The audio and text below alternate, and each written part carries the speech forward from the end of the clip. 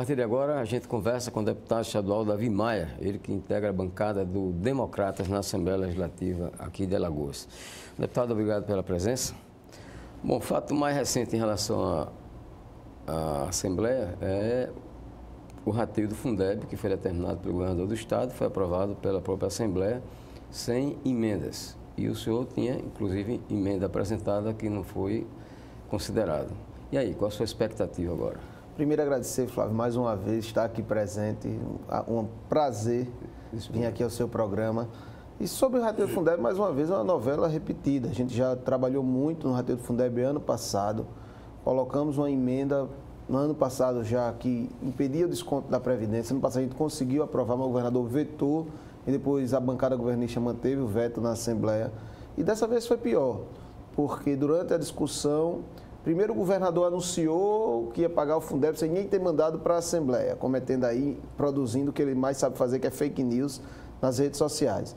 Depois o governo diz na negociação da Assembleia que a Assembleia poderia apresentar aquela emenda que eu apresentei no ano passado, de que impediria o desconto da Previdência, que ele respeitaria. Quando chegou no plenário, a bancada do governo, o líder do governo também determinou e todos acompanharam o governo e derrubaram a emenda. Depois, ainda foram apresentadas mais duas emendas muito importantes. Uma de autoria minha e do deputado Cabo Bebeto, que a gente queria que não os 60% que é de direito dos professores, mas que o resto dos 40% que paga o administrativo, que aí inclui o vigilante, o zelador, a merendeira, o pessoal que trabalha dentro das secretarias das escolas, tivessem acesso ao rateio desse recurso. Também foi derrubado, o governo não autorizou, mas a pior emenda de todas, e é uma que não tem motivo de ser, foi a da deputada Jó Pereira, que ela queria, já dava uma autorização prévia para que nos próximos anos o governo pudesse pagar o rateio sem mandar para a Assembleia. E, por incrível que pareça, o governador determinou que a sua bancada não concedesse esse cheque em branco. Por quê? Porque o que ele quer fazer é o que ele irá fazer essa semana, que é proselitismo político. Fazer carnaval, fazer festa com um recurso que é do professor e que devia estar incorporado ao salário. Falando agora de política, estamos aí com o fato político mais relevante dos últimos dias, é essa aliança entre o prefeito Rui Palmeira e o governador Renan Filho em torno da candidatura do ex-procurador, aliás, ex-promotor de justiça, Alfredo Gaspar de Mendonça à prefeitura de Maceió. Como é que fica o DEM em relação a essa proposta? Bem, dentro do partido, dentro do Democratas, a gente ainda vai discutir. Democratas é um partido que eu sou filiado e o único que eu fui filiado desde os meus 16 anos de idade. Tenho aí uma trajetória política de militância dentro da juventude do partido, junto ao nosso presidente estadual, José Tomás Nionô, de muitos anos. E o partido ainda vai discutir, teve a primeira reunião onde foi levantado isso.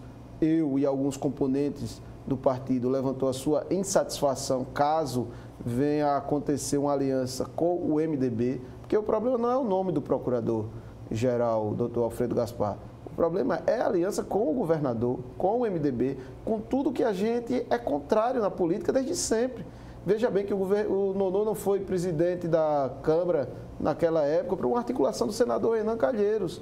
Então essa luta, para quem não acompanha a política, não vem de hoje, vem de muitos anos. E agora, com muita tristeza, ainda não foi falado publicamente, mas com muita tristeza que a gente vê essa aliança do prefeito Rui Palmeira com o governador Renan Calheiros Filho, ou querer levar o Democrata para esse arco de aliança. Isso é uma coisa que eu, como presidente do Diretório Municipal, especialmente, porque sou o diretório envolvido na eleição, eu encaro com muita dificuldade, com muita frieza, mas com muita tristeza de que a gente tenha chegado neste momento. Bom, dizem que uma das possibilidades contidas nesse acordo do Rui Palmeira com o governador Renan Filho é exatamente o prefeito ter o direito de indicar o vice do procurador, do ex-promotor Alfredo Gaspar de Mendonça. E um nome que foi citado foi justamente o do presidente do Democratas, José Tomás Nonô. E aí? E aí será com bastante tristeza que eu irei ver essa articulação. Eu não acredito, ou quero não acreditar que isto seja possível. Esse filme a gente já viu com outros heróis. Vários heróis da política alagoana enterraram suas carreiras quando fizeram acordo com os calheiros. E eu espero que isso fique só no folclore popular ou só na conversa, mas que isso não seja efetivado, porque para mim será uma decepção pessoal. Esse assunto já foi tratado pelo senhor com o deputado, aliás, com o ex-deputado Tomás Nonô? Sobre a indicação de vice, Sim. não. Em nenhum momento isso foi colocado na pauta, porque o que se desenhou aí é que o vice seria o Tássio Melo, que é um amigo meu, gosto muito dele como pessoa, que hoje é o presidente estadual do Podemos, mas nunca chegou a ser falado o nome do Nonô, pelo menos comigo. Aliás, o prefeito Rui Palmeira não falou com ninguém a respeito desta aliança.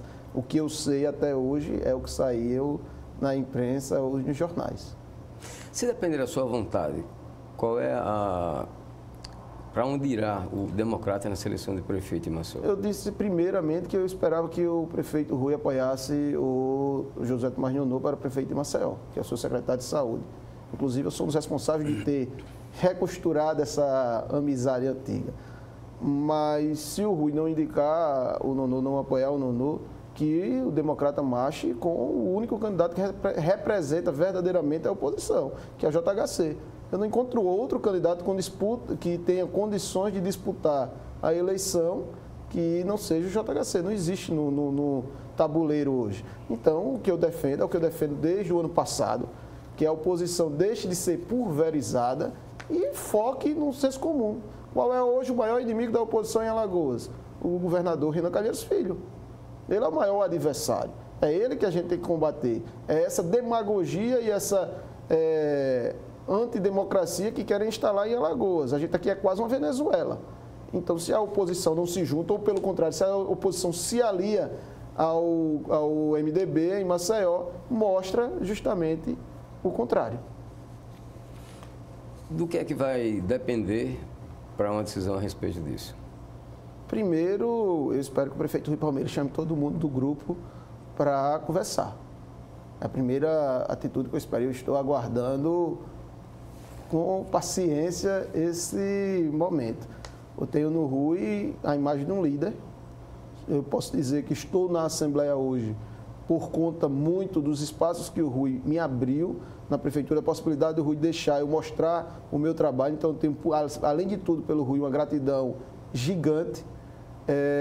Mas até hoje não existiu nenhuma conversa, nem com os deputados que compõem o arco de aliança que o Rui Palmeira ajudou, nem existiu nenhuma conversa com os partidos do qual estão no entorno do prefeito Rui Palmeira. Então eu espero que primeiro tenha essa conversa.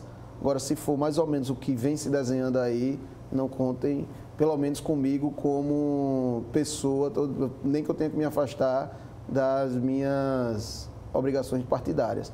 Mas eu não irei marchar ao lado do governador Renan Filho, aí nas ruas de Maceió, dizendo ao povo que tudo que eu falo na Assembleia não era verdade, porque eu falo e eu provo. Deputado, o senhor na condição de presidente do Diretório Municipal do Democratas, né? Quais são os seus planos em termos de vereadores? Que a eleição é até diferente das outras. Nós tivemos já várias reuniões. Tivemos uma última reunião agora, onde tiveram presente, inclusive, vários vereadores de mandato. O que a gente quer em Maceió é crescer. Mas a maneira como está sendo articulado na Prefeitura está sendo mal conduzida. O grupo que compõe a Prefeitura. Porque uma chapa precisa ter os vereadores, também precisa ter um corpo. E o que ficou claro hoje é que existem vários corpos separados e outras cabeças separadas. Então, está muito difícil de fazer essa amarração. Eu tive uma conversa com alguns vereadores de Maceió, que eu acho que nesse momento é um momento de união, é um momento de unir todas as forças. Mas desde quando começou essa articulação com o MDB, desde quando começou a ser noticiado, eu preferi, por uma questão, posso lhe dizer, até de ética, que eu não irei marchar com isso, que está aí se desenhando, me afastar um pouco, deixar a poeira baixar, deixar desenhar o que está aí, porque se for dessa maneira eu não vou trabalhar com esse grupo. Então eu estaria jogando contra o meu time, que é o meu time de 16 anos, de 17 na verdade. Eu prefiro, por uma questão ética, por gostar muito, por ser apaixonado pelo partido que eu estou filiado, ficar quieto. Nesse momento eu estou quieto, participei de uma última reunião agora, como presidente do diretório tinha que fazer parte, mas não estou mais trabalhando na articulação do chapa até que esse cenário esteja pelo menos claro. Até porque, se for assim, eu vou ter que trabalhar na articulação da chapa do PSB ou dos partidos que compõem a base do JHC. Quantos vereadores tem o Democratas? 2. Tem a Aparecida e tem a Simone Andrade. Mas nós temos grandes nomes, tem o Luiz Carlos de Adefal, o vereador Ibe, tem uma tratativa muito adiantada, a irmã do deputado Dudu Ronaldo, a Gabi Ronaldo, que também detém aí um indicativo eleitoral em Maceió muito grande, veio também compor o Democrata, já se filiou. Então, o time é bom. O time é bom e está sendo bem montado. Mas aí é uma questão particular nesse momento. Deixou de ser mais uma questão política e passou muito a ser uma questão pessoal. E eu não quero, até pelo carinho que eu tenho ao Nonô, até pela minha maneira de agir no partido. E é muito difícil você ver uma pessoa que começou com 16 anos no partido e hoje é deputado estadual, sem mudar de partido nesse tempo. E eu venho nisso, mas eu espero que esse ciclo não chegue ao fim. Deputado, falando agora um pouco ainda sobre a reforma da Previdência, que já foi aprovada pela Assembleia, inclusive por unanimidade, mas não está ainda em vigor. Vai estar em vigor agora no início de abril. Era preciso uma reforma tão ampla, além do que foi colocado pelo governo federal? Flávio, eu defendia a reforma desde o começo do ano. Sempre defendi a necessidade da reforma da Previdência. Eu fui contrário à maneira como a alíquota que ela foi exposta. E porque a minha alíquota não era essa alíquota de 14%. Eu queria uma alíquota igual à do Paulo Guedes, que é uma alíquota progressiva. A alíquota do governo federal começa em 7,5%, termina em 22%. Então, aqui em Alagoas, iria atingir o pico em desembargadores, conselheiros de tribunais de contas, delegados, promotores, procuradores de Estado, procuradores de justiça, juízes. Esse pessoal iria pagar o teto. E quem recebe 2 salários mínimos, quem recebe até 2 salários mínimos, e aí, na consequência, iria pagar 7,5%. Infelizmente, essa maneira de escalonamento foi derrotada em plenário. Por isso que dizem, a aprovação da reforma foi unânime. Foi unânime, mas ninguém fala que teve as emendas. E nas emendas nós fomos derrotados. E tem um detalhe que eu conversei muito com os sindicatos antes de aprovação, até porque, como o deputado Bruno Toledo falou aqui, a bancada de oposição é muito pequena. A gente tem que jogar o jogo do plenário. Não era necessário uma PEC. Não podia ser projeto de lei. Então, eu acho que essa discussão da Previdência em Alagoas, ela ainda não terminou, porque da maneira como ela foi aprovada, ela é inconstitucional perante a Constituição do Estado. O senhor se proporia apresentar essa PEC? Se o governo vier discutir, sim, mas antes de tudo, tem que se discutir um ADIM para derrubar a lei para poder fazer a PEC. Esse é o caminho legislativo. Deputado, como é que o senhor avalia os 5 anos do governo Renan Filho? Bem, eu já disse um pouco aqui do que eu acho do governo. É um governo altamente midiático. É um governo altamente de redes sociais. É um governo que não tem projeto de futuro para o Estado. Você avalia aí as grandes obras que poderiam indicar um futuro de desenvolvimento para o Estado de Alagoas, estão todas abandonadas. Eu posso lhe citar o Canal do Sertão, 2,5 bilhões de reais investidos já. Eu acho que é o único lugar do mundo onde se foi investido isso e não gera um emprego direto. Os polos tecnológicos de Maceió, de Arapiraca, de Batalha, todos abandonados. Então, são locais, são indicativos que mostram que o governo não tem projeto de futuro. O que é que o governador quer fazer? Estrada, porque é fácil fazer asfalto, passar o asfalto. Agora, qual é o ganho real disso para o Estado no futuro? Não existe. E como foi já dito aqui, a questão do FECOEP.